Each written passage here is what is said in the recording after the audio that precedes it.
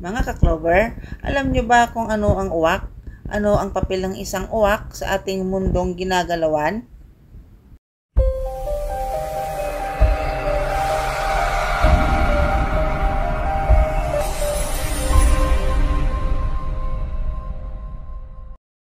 May napabalitang ang plane crash sa Ahmedabad, India, nito lamang June 12, na may namatay na 241 na pasahero ng eroplano at isa lang ang nakaligtas, ngunit may iba pang namatay sa isang building kung saan sumalpok ang isang eroplano na Air India bago mag-take off.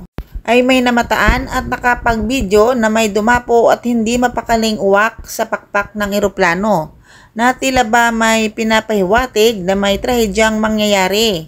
At iyon ay isang pangitain o omen. Ang uwak o black crow ay isang uri ng ibon na kabilang sa genus na Corvus. Mayroong iba't ibang uri ng uwak sa mundo at kilala sila sa kanilang katalinuhan, kakayahang umangkop at natatanging mga katangian. Ang papel ng uwak sa mundo ay malawak at may iba't ibang interpretasyon, depende sa kultura at pananaw. Ekolohikal na papel. Bilang mga scavenger, ang mga uwak ay may mahalagang papel sa ecosystem. Tinutulungan nila ang paglilinis ng mga patay na hayop at halaman na tumutulong sa pagpapanatili ng kalinisan ng kapaligiran. Ang kanilang pagkain ay nag-iiba-iba, depende sa lokasyon at panahon. Ngunit kadalasang kinakain nila ang mga insekto, buto, prutas at maliliit na hayop. Sa kultural na papel, sa maraming kultura, ang uwak ay may mas malalim na simbolismo. Sa ilang mga kultura, ito ay tinuturing na simbolo ng kamatayan, malas at mga negatibong pangyayari. Ito ay dahil sa kanilang maitim na kulay at madalas na pagkakaugnay sa mga sitwasyon ng kamatayan. Sa kabilang banda, sa ibang mga kultura, ang uwak ay tinuturing na simbolo ng karunungan, proteksyon at mga mensahe mula sa espiritual na mundo. Sa literatura at sining, ang uwak ay madalas na ginagamit sa literatura at sining bilang simbolo ng misteryo, pagbabago at pagkamatay. Ang sikat na tula ni Edgar Allan Poe na The Raven ay isang halimbawa nito. Tagahatid ng masamang balita. Ang paniniwala na ang uwak ay tagahatid ng masamang balita ay higit na nakabatay sa mga pamahiin at kultura kaysa sa siyentipikong katotohanan.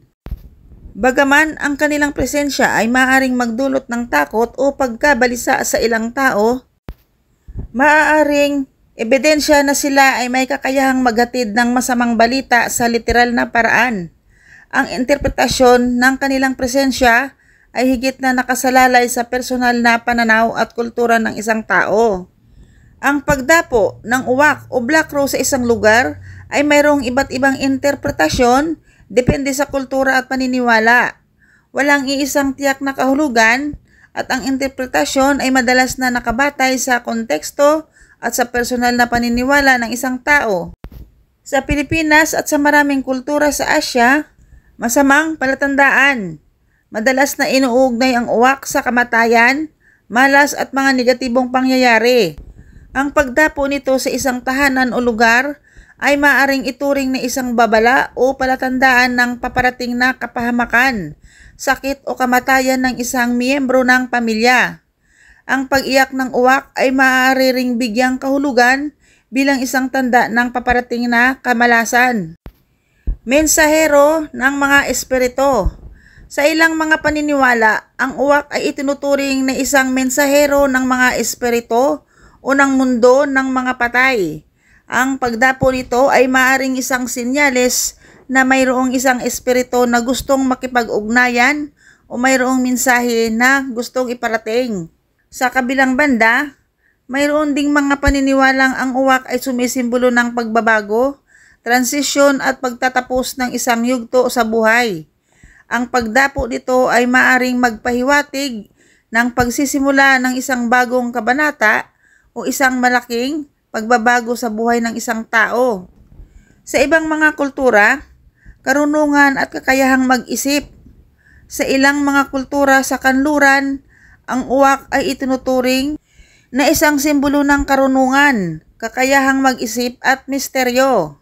Sa ibang mga paniniwala, ang uwak ay itinuturing na isang espiritual na bagay o tagapag-alaga. Ang lugar kung saan dumating ang uwak, ang kilos nito at ang pangkalahatang kalagayan ng kapaligiran ay maaaring makaapekto sa interpretasyon. Ang personal na paniniwala at karanasan ng isang tao ay mayroong malaking papel sa kung paano niya bibigyang kahulugan ang pagdapo ng uwak.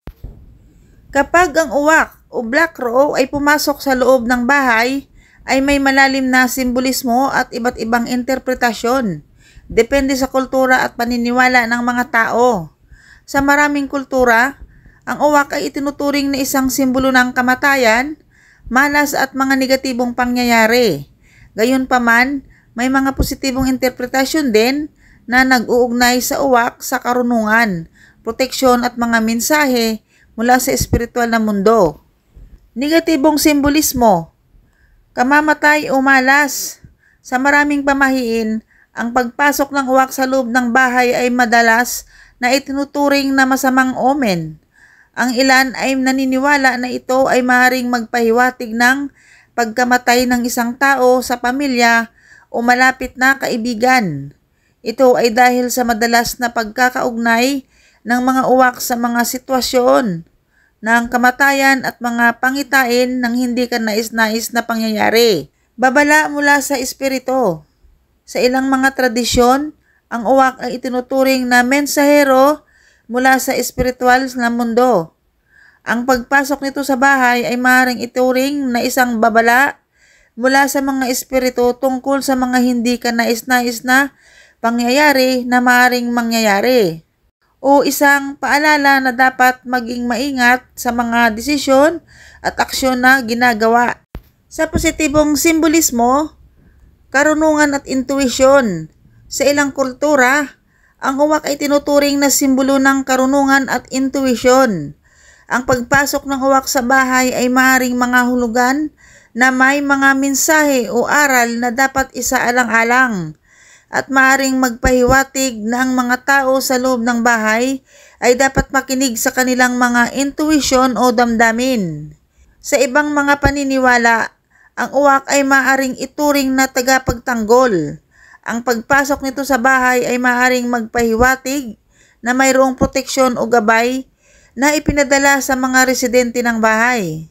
Ito ay maaaring ibang paalala na dapat silang maging mapagmatsyag sa kanilang paligid at sa mga sitwasyong kanilang kinakaharap. Mahalagang isaalang-alang ang konteksto ng pagpasok ng uwak sa bahay. Kung ito ay naganap sa isang tiyak na sitwasyon, tulad ng pagkakaroon ng mga problema sa pamilya o negosyo, ang pagpasok ng uwak ay maaaring magkaroon ng mas malalim na kahulugan. Ang mga tao ay madalas na nag-uugnay ng mga pangyayari sa kanilang buhay sa mga simbolo at pangitain. Kaya ang kanilang personal na karanasan at pananaw ay may malaking papel sa kung paano nila binibigyang kahulugan ang pagpasok ng uwak. Dahil sa mga paniniwala hinggil sa uwak, maraming tao ang nagsasagawa ng mga ritual o kaugalian upang maibsan ang takot o malas na nauugnay sa pagpasok ng uwak. Kabilang dito ang pagbibigay ng pagkain.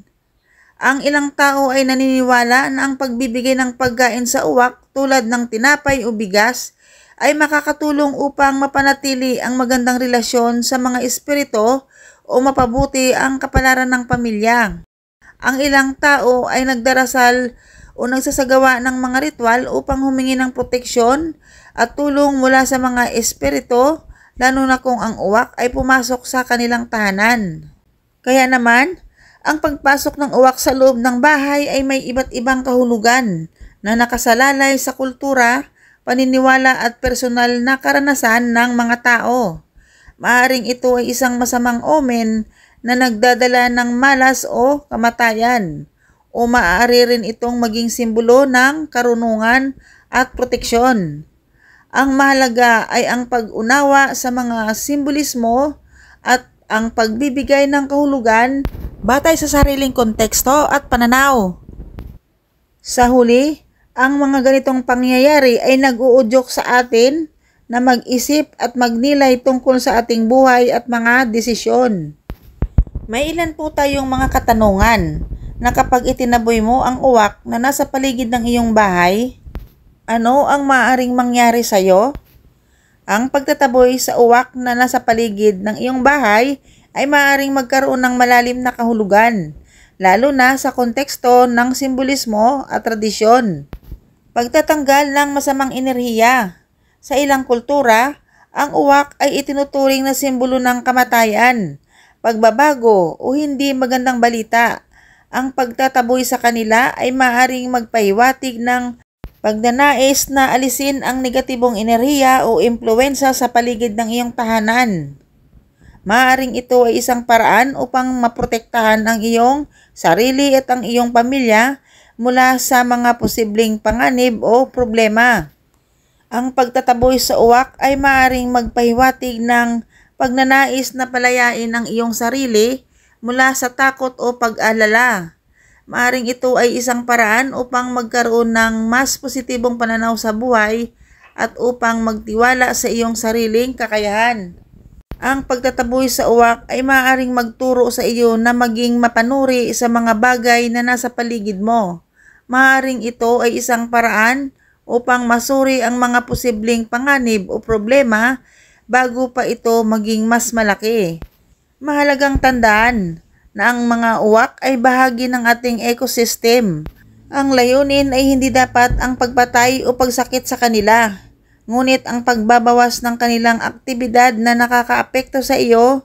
Ang pagiging mapanuri at mapagmahal sa kalikasan ay mahalaga sa paghahanap ng balanse sa pagitan ng ating pangangailangan at ng kaligtasan ng mga hayop. Sa huli, ang pagtataboy sa uwak ay isang simbolo ng pagpili at pagbabago. Ito ay isang paraan upang kontrolin ang iyong kapaligiran at upang magkaroon ng mas positibong pananaw sa buhay. Sa huli, ang mangyayari sa iyo kapag itinaboy mo ang isang uwak ay depende sa iyong pananaw at paniniwala. Walang siyentipikong ebidensya na nagpapatunay na mayroong anumang espesyal na mangyayari. Ang pinakamahalaga ay ang pagrespeto sa mga hayop at kalikasan. Kayo mga ka-Clover, naniniwala ba kayo sa mga kasabihan at pamahiin sa ibong uwak o black crow? Maging mapagmatsyag at mag-ingat sa lahat ng bagay.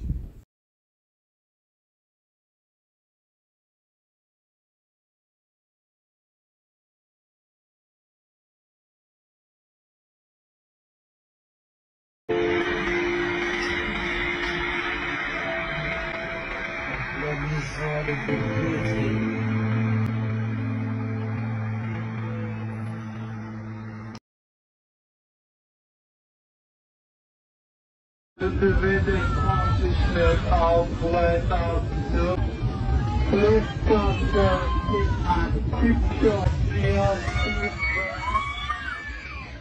is the military not services.